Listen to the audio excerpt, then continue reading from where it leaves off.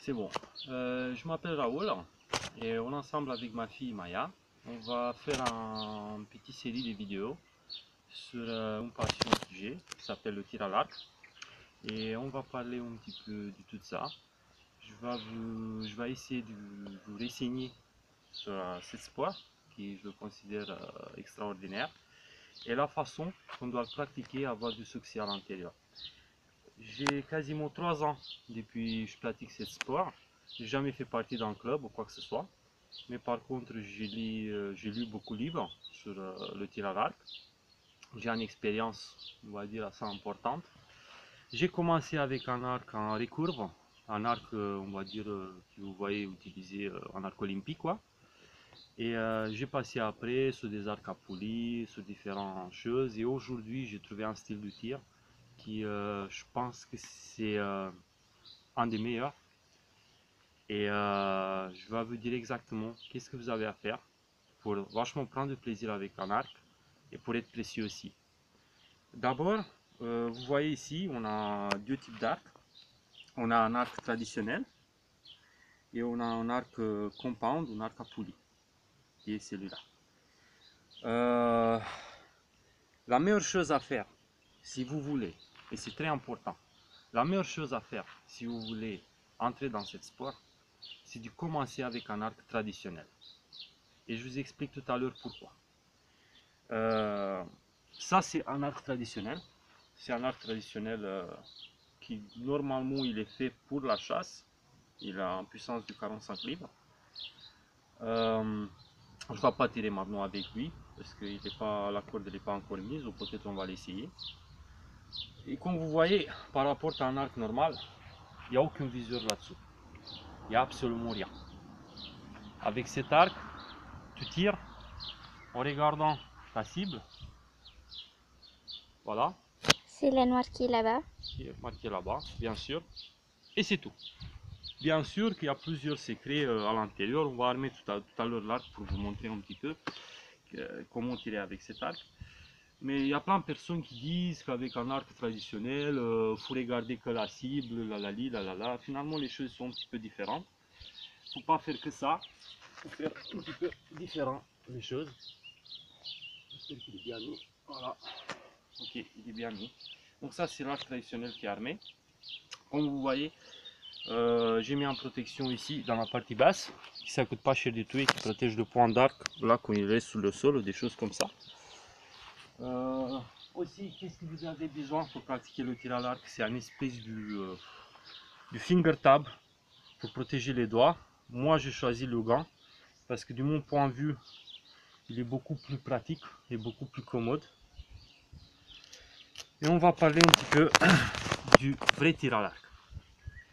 D'abord, pour commencer, sur le tir traditionnel, sur les arcs traditionnels plutôt, on a affaire avec des flèches en bois. Okay, on peut utiliser n'importe quelle flèche on veut, mais il faut savoir que en tirant de façon traditionnelle et jamais si précis, on n'a pas une précision chirurgicale. Et en flèche en bois, il fait bien son travail. Et sur les flèches en bois, c'est très important, on a des plumes. Okay. Par rapport à une flèche à poulie, en flèche moderne, il a des vannes en plastique. Je vais expliquer pourquoi là il y en a 3 et là il y en a 4. Je vous explique après. Pourquoi on doit utiliser des plumes naturelles? C'est simple. Sur un arc à poulie, ça existe un système. Une fois que tu mets la flèche à l'intérieur et tu tires, lui, il tombe. Comme ça, quand la flèche il part de ton arc, on va dire qu'elle est là au début, ok. Une fois qu'il est parti, le manchon tombe. Qu'est-ce qui dégage absolument le passage de ta flèche? Si tu utilises des vannes plastiques, ça veut dire que tes vannes ne vont pas toucher le corps d'arc, ils ne vont pas changer la trajectoire. Par contre, si tu tires avec un arc traditionnel, ta flèche reste carrément sur ton arc, comme ça. Ok? Et une fois que la flèche est partie, il va avoir un passage qui ressemble à ça.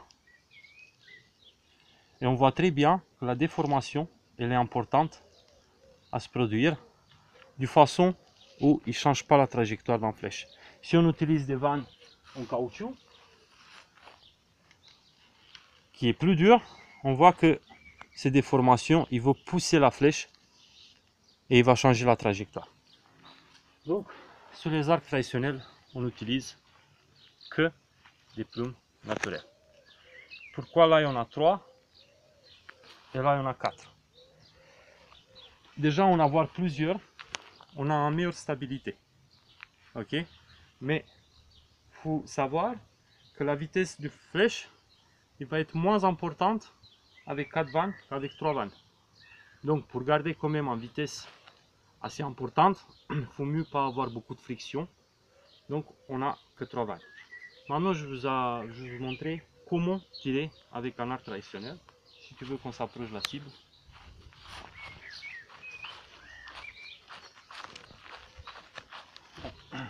Là, on est environ à 10 mètres de la cible. Je ne vais pas tirer plus loin parce que je ne suis pas ici pour vous montrer combien je tire d'une façon extraordinaire. Je ne suis pas champion olympique. D'abord, quand tu mets la flèche dans ton arc, on a 2 vannes de plumes d'une couleur et un d'une couleur différente. Ça s'appelle la coque, hein, en anglais. On doit toujours mettre celui-là en extérieur, comme ça. Ok, voilà. Merde. Ensuite, quand on se prépare à tirer, on a 2 méthodes. On a les 3 doigts comme ça, ou ici. Sur l'arc traditionnel, je préfère comme ça. Ok, c'est en question de préférence. C'est pas que tu dois faire ça ou que tu dois faire ça. C'est simplement une question de préférence. Moi, je préfère à l'arc traditionnel tirer comme ça. C'est très important par contre quand tu tires que tu vises. Même si tu n'as pas un viseur sur ton arc, hein, tu n'as rien, tu vas utiliser quand même le bout de ta flèche. C'est pour ça une flèche en bois elle est importante. Une flèche en bois, elle est beaucoup plus importante en diamètre, beaucoup plus épaisse, plus grosse qu'une flèche en carbone ou une flèche en alu. Qu'est-ce qui va aider ton œil à voir mieux et à ajuster mieux son tir? Pour tirer, tu dois rester toujours avec ton épaule gauche, ou l'épaule avec la main qui tient l'arc. Si tu es gaucher, tu vas tenir l'arc dans la main droite, donc ça va être l'épaule droite. Et dans ce cas-là, c'est l'épaule gauche. L'épaule gauche, c'est vers le point où je veux tirer. On reste pas comme ça, on fait pas ça, ok? Ça, c'est pour les... Ça marche pas, quoi. On prend un petit peu du style olympique, donc l'épaule gauche vers la cible, et l'arc, il va là-bas aussi.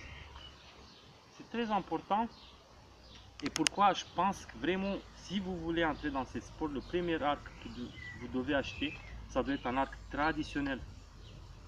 Parce que c'est avec un arc traditionnel que tu vas apprendre à avoir la même forme et la même consistance du tir.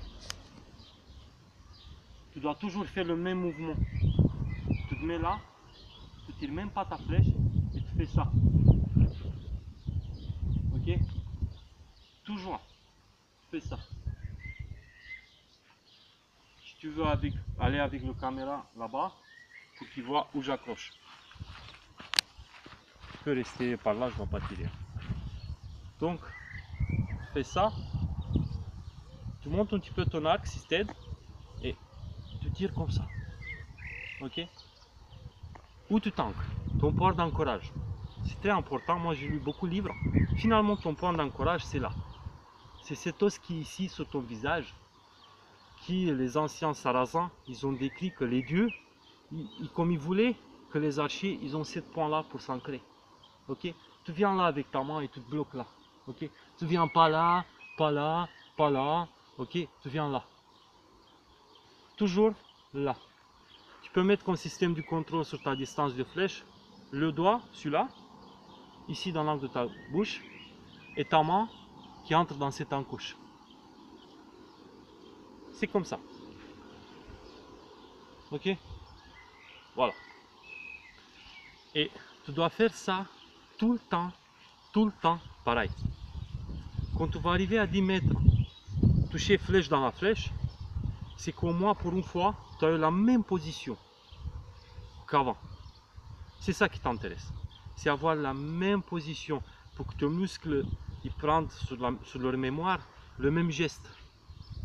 Tout le temps, tout le temps, tout le temps. Il n'y a pas une autre façon d'apprendre à tirer correctement à l'arc.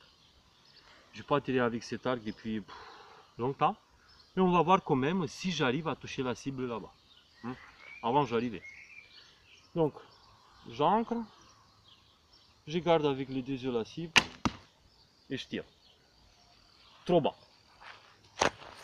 C'est arrivé dans le pied les Ouais, cibles. j'ai arrivé beaucoup trop basse. Ici. Ouais.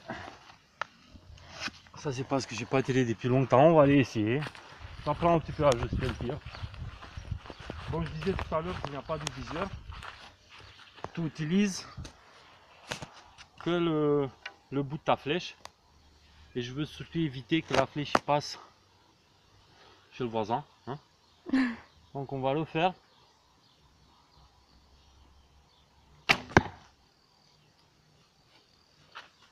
C'est pas mal.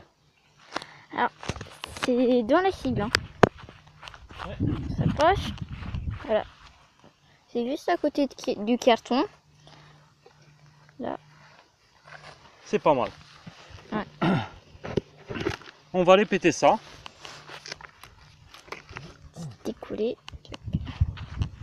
Mais sur la question comment on fait, c'est simple. Vous avez plein de vidéos sur YouTube avec comment pratiquer le tir traditionnel. Pour que je dois regarder cela, pour que je vois que le point qui est là, pour que je fais ça, pour que je sais pas quoi, tu sais. Non, non. Faut viser. Même les anciens ils visaient avec un arc. Ok? Tu dois utiliser ton bout de flèche. C'est tout.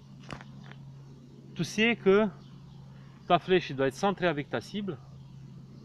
Ok? Et tu sais aussi que ton point il va être un petit peu plus bas que le point que tu veux toucher. Avec le temps, ça va devenir automatique, quasiment. Bon, tu vas pas avoir en précision du sniper, du tireur d'élite avec un arc traditionnel. Mais ça te permet de prendre la bonne forme. Et on répète encore une fois. Donc pareil, on monte, on tire, on vise et on laisse. Voilà, là je suis pas centré, par contre au niveau de hauteur c'est bien.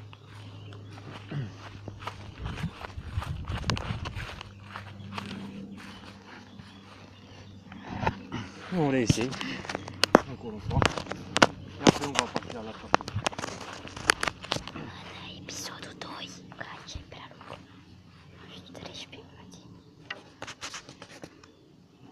Aucun arrête. Ok. Donc encore une fois, à 10 mètres.